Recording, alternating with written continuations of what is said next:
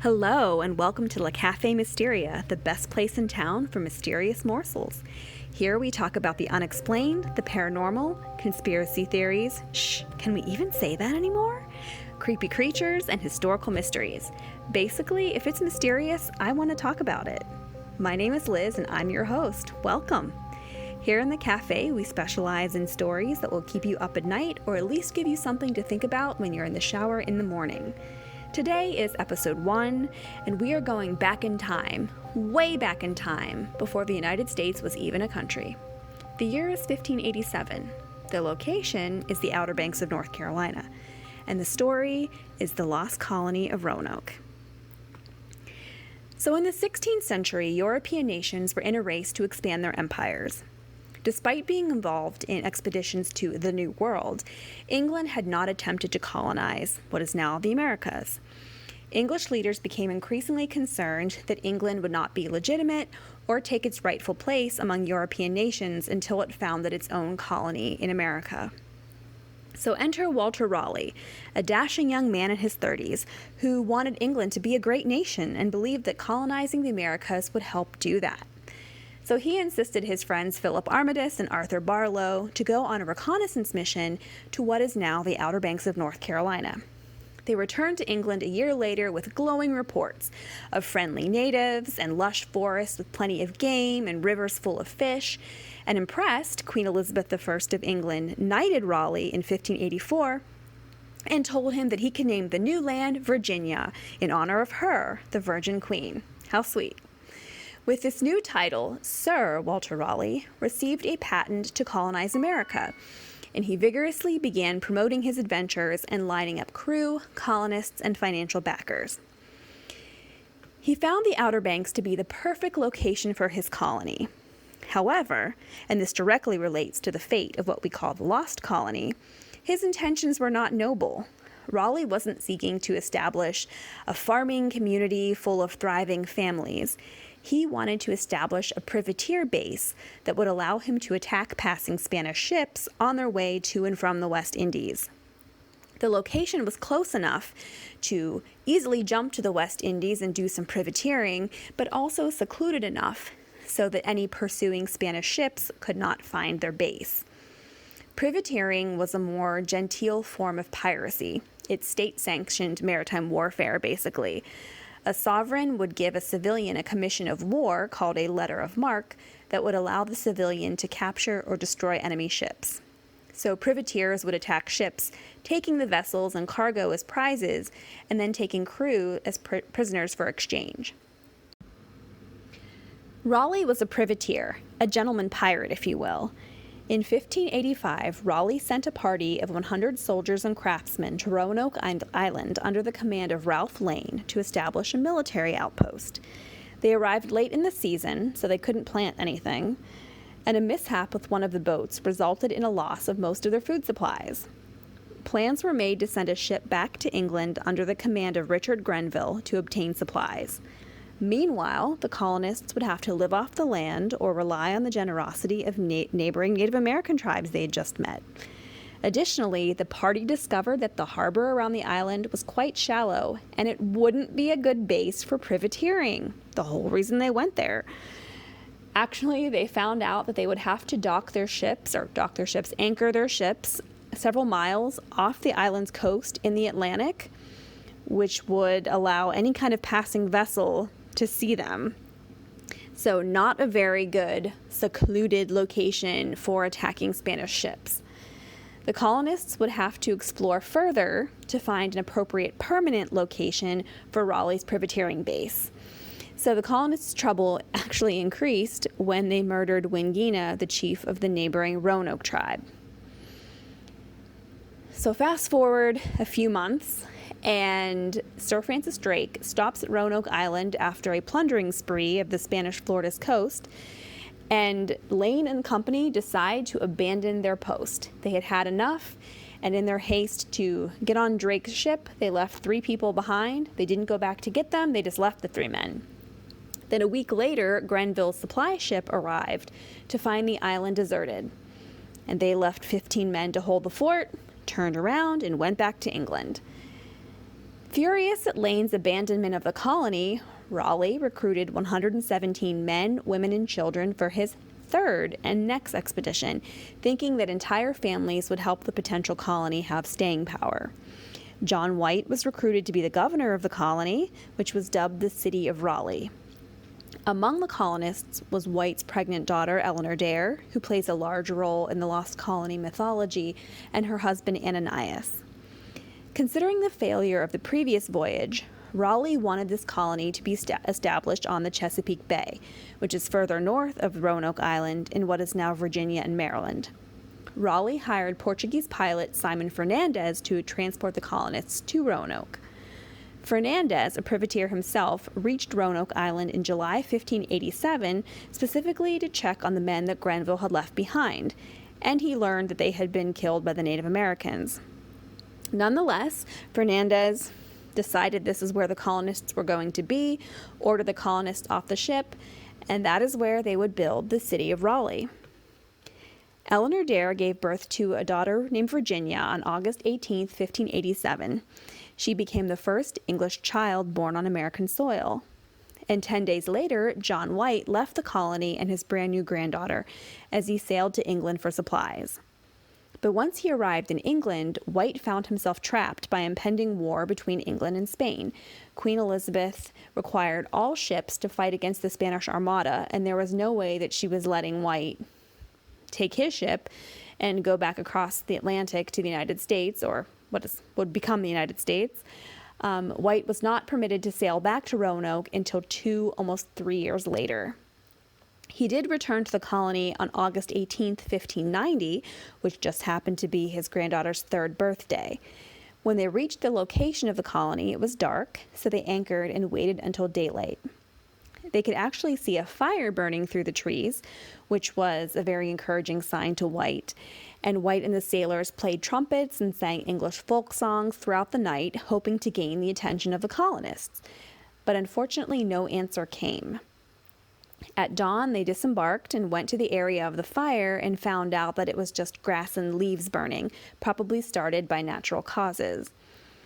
They then navigated to the northern part of the island, the location of the village when White left, and they found the letters CRO carved into a tree near the village.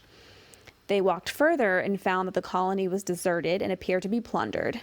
It was surrounded by a palisade of trees, looking very much like a fort, and the houses of the colony were inside the fort. White found the word Croatoan carved on one of the entrance palisade posts.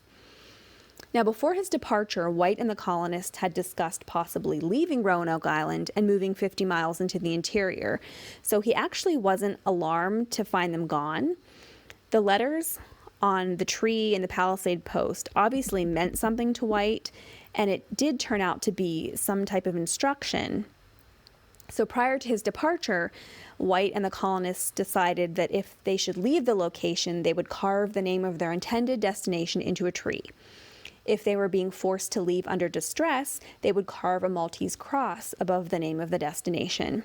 So White found no Maltese cross at the site of the village, and he believed that he would find the colonists and his family on Croatoan, a location amongst a friendly Native American tribe on what is now Hatteras Island.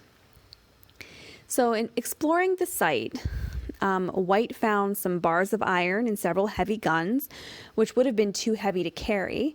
And there were signs that the colonists did not leave in haste. Their departure was apparently orderly. Some sailors in his expedition independently found that they had buried chests in trenches, which appeared to have been dug up and plundered by Native Americans and then later left to the elements. And White actually noticed some of his own possessions among these chests and wrote about his books being torn from the covers and the frames of some of his pictures and maps being rotten and spoiled with rain. So that's what they found at the location of the settlement, and White determined that they would try to reach Croatoan and to find the colony, because that's what the etchings in the trees and the palisade posts seemed to indicate. But a hurricane damaged his ships and forced him back to England. Despite repeated attempts, White never made the trip back across the Atlantic and died without knowing the fate of his family or the colony. And Walter Raleigh, actually in the early 1600s, did attempt to send some expeditions to Roanoke to find out what happened to the colony, but it's believed that he wasn't really concerned about the welfare of the individuals. He was more concerned about, does England still have a foothold in the New World? But he couldn't really explore any further because Queen Elizabeth I died. The next regent came into power, and Raleigh ended up being beheaded. So that was the end of Sir Walter Raleigh. Currently, nobody definitively knows what happened to these colonists. They effectively vanished into history.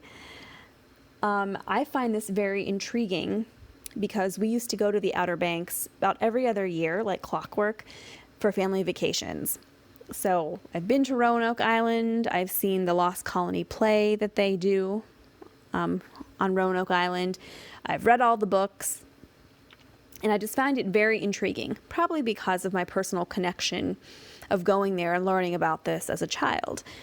But to me, the best part of any mystery are the theories about what happened. And the Lost Colony has its fair share. Some are crazy and some are more plausible. So let's explore. One of the main theories is that they were murdered.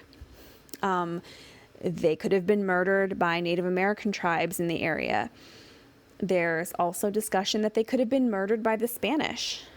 When John White returned to England for supplies, he couldn't return because of the attack on the Spanish Armada. The Spanish soldiers were present in the New World, in the Florida area at the time. And one of the issues between England and Spain was colonization of the Americas. There are reports of Spanish attacks on forts in both Florida and South Carolina, and some have suggested that Spanish troops marched north from Florida with the intent of killing the Roanoke colonists and extinguishing England's attempts to establish a colony here in the Americas. But no evidence exists for that, and no massed graves have been found on Roanoke indicating that this mass murder happened.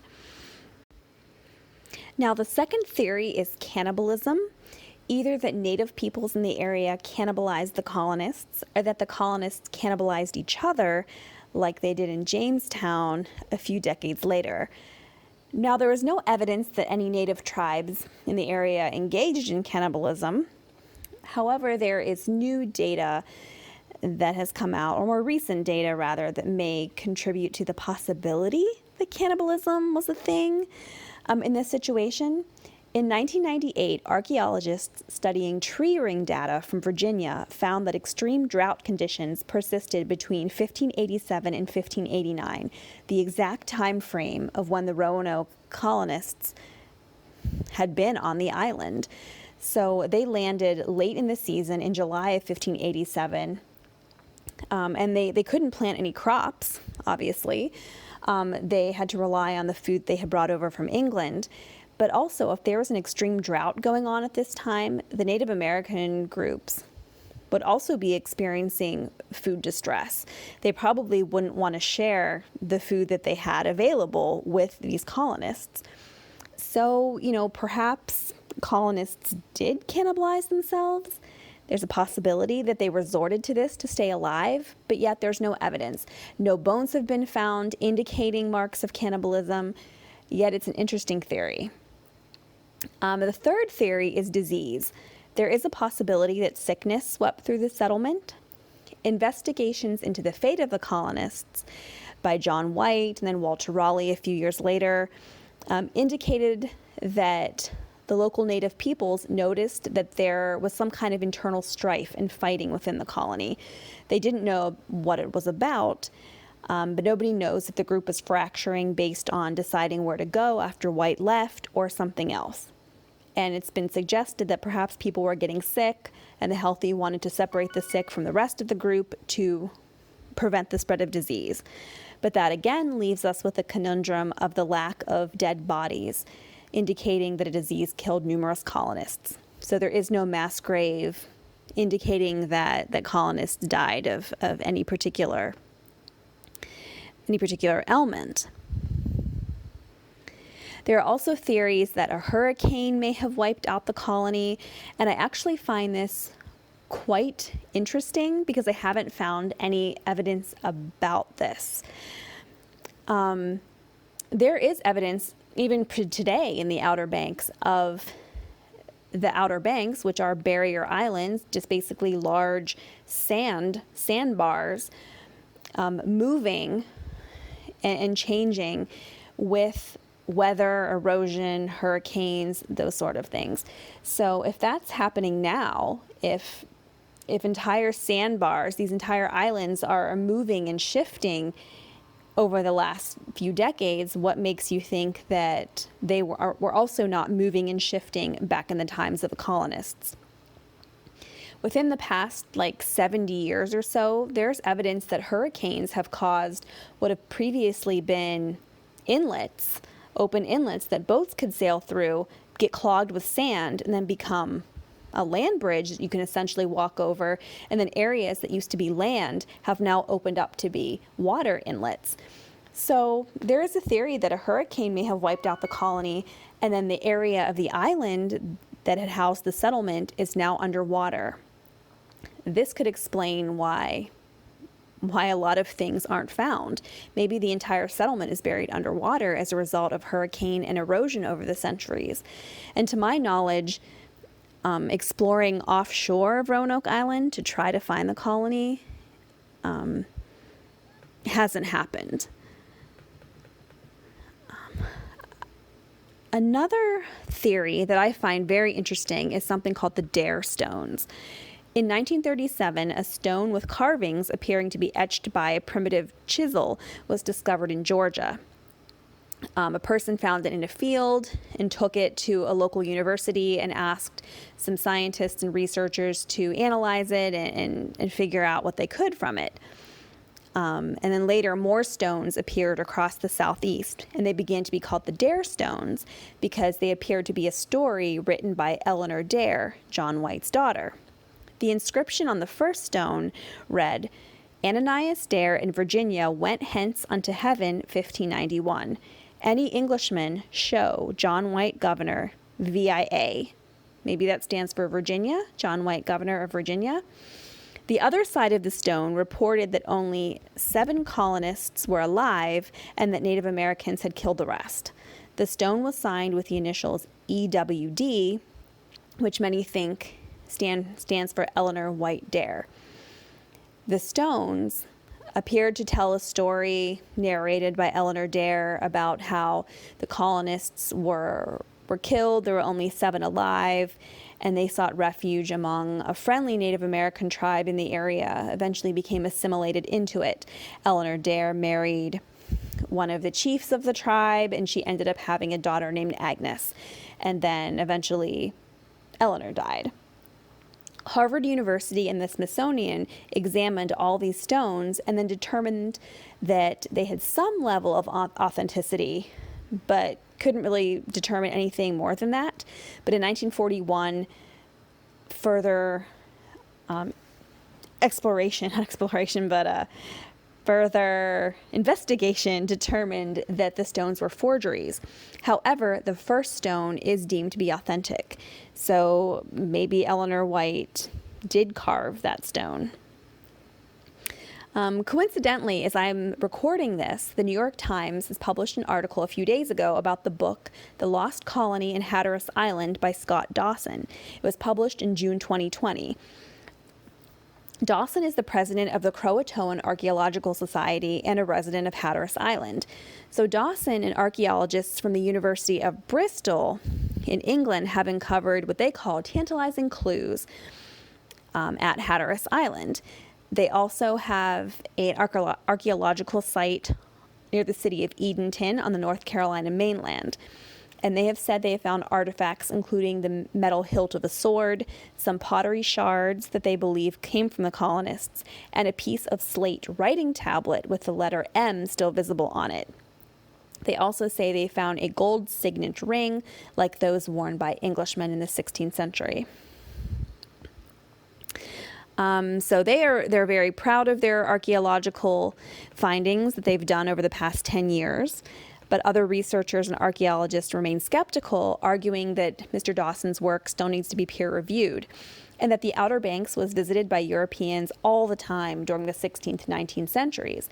So it's only natural that European tools and artifacts can be found in that location. They just want more proof that what Dawson and his friends found did indeed belong to the Roanoke colonists. Many people think that the idea of assimilation into local native peoples seems the most straightforward answer to the lost colony. Some scholars think that it's not logical, though. Dr. Dennis Blanton from James Madison University says that he believes that taking in a group of 117 colonists in the middle of a significant drought would have been a strain on a native community. They probably wouldn't have done it even for just for self-preservation reasons.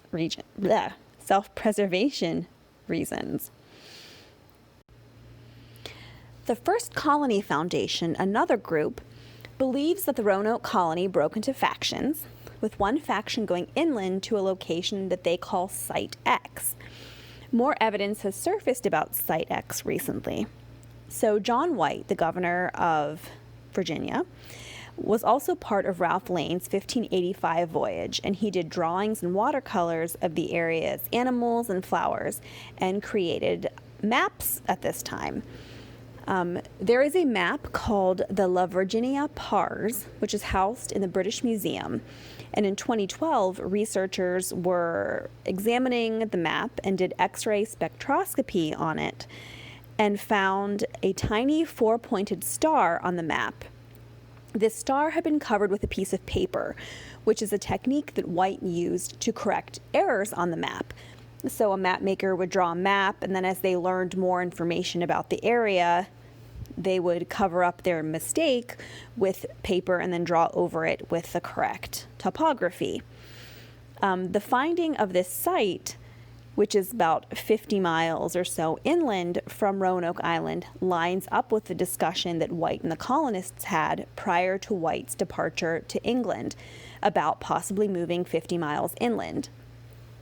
So the First Colony Foundation has gone to that location and did some unearthing and have discovered pottery shards in a style called borderware, which has also been found on Roanoke Island as well as Jamestown. However, borderware is an evident style of pottery on English ships and English expeditions in the 16th and 17th century. So that kind of ware could also have been part of Ralph Lane's expedition and Amadis and Barlow's expedition back in 1583. So exact dates of this borderware have not been determined. But the fact that this type of pottery was found in all these locations that had British colonists is interesting. At this site, they also found food storage jars and pieces of early flintlock guns. So the idea of assimilation to local Native American tribes is a very common one when it comes to the Lost Colony. The theory gained prominence in the 1880s around the Roanoke colony's 300th anniversary, when a North Carolina man named Hamilton McMillan started talking to a settlement of Pembroke Native Americans in Robeson County, which is in southeast North Carolina. And many of them claimed that their ancestors came from Roanoke in Virginia. According to McMillan, they spoke this very distinctive Anglo-Saxon English and had the last names of many of the colonists. Furthermore, the phrase Roanoke in Virginia was how Raleigh and his contemporaries referred to the settlement. It probably wasn't a way that local Native people would refer to the settlement unless they had intimate knowledge of it. The Pembroke Native Americans also had fair eyes, light hair, and Anglo bone structure. There is also information along this line with the Lumbee Indians, also of southeast North Carolina. These Native Americans have the light hair, the light eyes, and the bone structure that is similar to the Pembrokes. So there's all this theorizing that the Roanoke colonists intermarried with these groups, and that's why these traits have come forth. However, there were other Europeans in the area besides the Roanoke colonists. Even if we're looking at the Raleigh expeditions, you had the 3 men left behind by Ralph Lane whenever he abandoned post. Then you had the 15 men left behind by Sir Richard Grenville. Some of them could have intermarried into any of those groups. And there is also evidence that Sir Francis Drake left several hundred slaves from the Caribbean in the Outer Banks area, just left them there for whatever reason. And those slaves could be anything from people from Africa to people from South America, people from the Caribbean, or people from Europe. So those people could have integrated into the local populations to get people that have more European look than Native American looks. So while mulling over this story, I wondered why DNA evidence wasn't being used. Recently, with Ancestry.com and 23andMe, tracing ancestry through DNA has become more popular. And then I came across this story. Unfortunately, it wasn't a very rich story. It was more of like a paragraph. That in 2007, the Lost Colony of Roanoke DNA project was founded by Roberta Estes. She used a private DNA testing company to see if the missing colonists did merge with local native populations. She used historical records, oral histories, and migration patterns to test people who think they may be descended from the Roanoke settlers, and looked at Y chromosomes, autosomal DNA, and mitochondrial DNA to make determinations. And so far, DNA testing has not been able to identify any native population that had been tested that had been related to Roanoke descendants, or who are Roanoke descendants. So, and I also wonder if there are any people in England or Europe currently who know that their ancestors were part of the Roanoke colony, and if their DNA has been tested. I mean, I think with advancements in DNA testing, like I know people who've been able to narrow down birth parents using the DNA of aunts, cousins, and uncles. So I think it would be intriguing to use this type of technology to help solve at least this facet of the mystery, to see if the Roanoke settlers did assimilate into local tribes.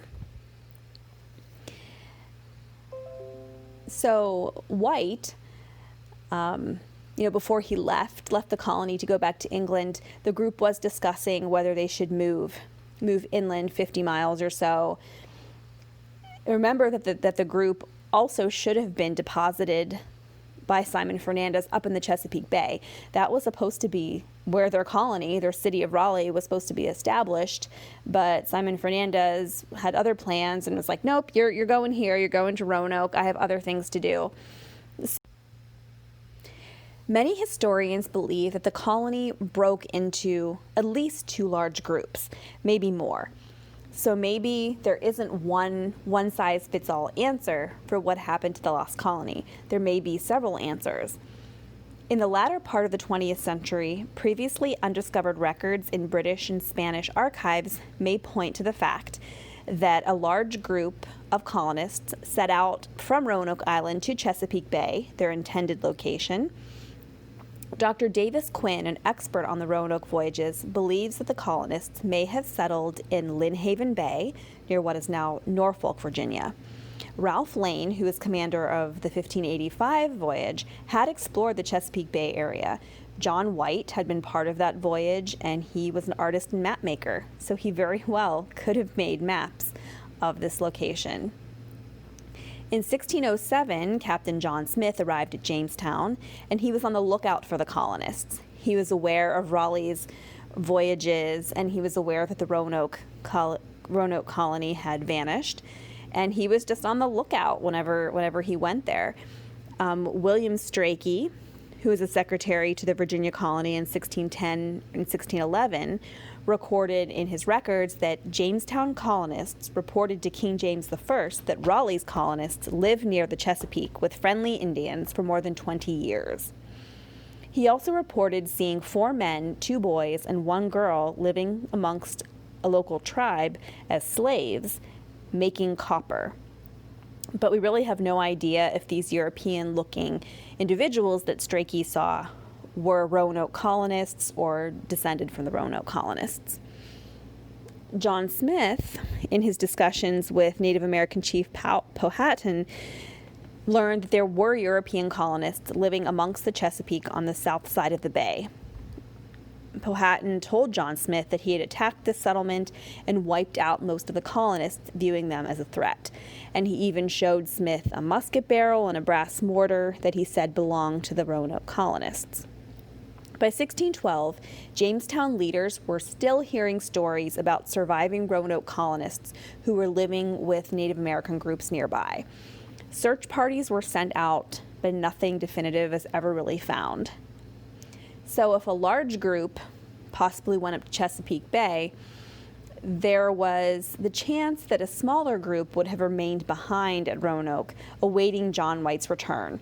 So this group could have been waiting for his return and then wanted to take their cues from John White, or waiting for him to return, and then they were going to go together 50 miles inland or go up to Chesapeake Bay where they were supposed to go, but they were waiting for John White.